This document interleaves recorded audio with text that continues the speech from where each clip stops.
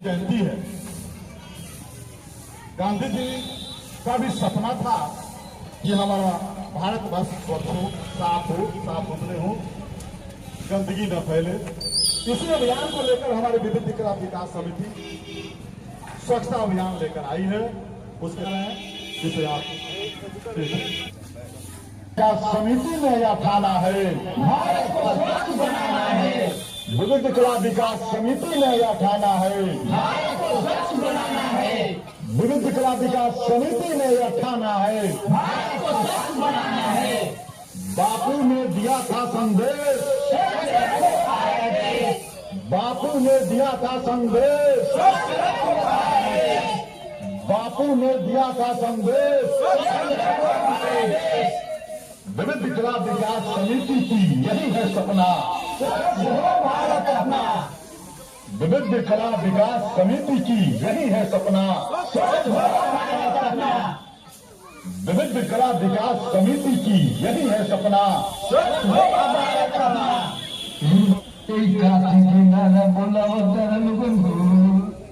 एक काका नहीं जानत, भारत स्वच्छ मिशन के तहत सरकार के एगो अभियान चलल बा।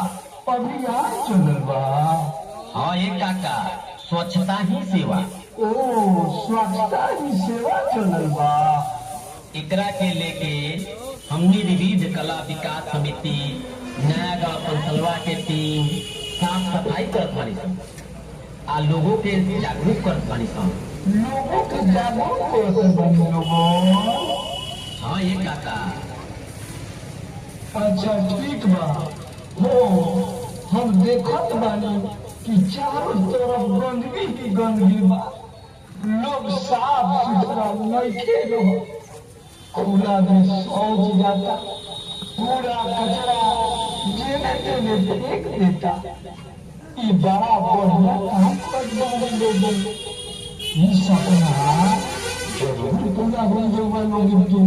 एक काका, ये हमनी के ना गांधी जी के भी सपना रहे। आज गांधी जयंती पर हमनी स्वच्छता के संदेश लेके आयल बानी सब। स्वच्छता के संदेश लेके आयल बानी लोगों। हाँ काका। ए बबुआ, इतना बड़ा बढ़िया अभियान लेके चलल बानी लोगों। ई अभियान से तो हमनी के ना पूरे समाज के फायदा बा। इस समाज के का पूरे देश के फायदा बा। बहुत अच्छा काम बा। अच्छा लोगों कुछ सुनावे के चाहता हूँ। चलो तब सुनाई। अच्छा तो सुनी है काका, जे हमने सुनावत हनी आ रउआ लोग सुनल जाओ।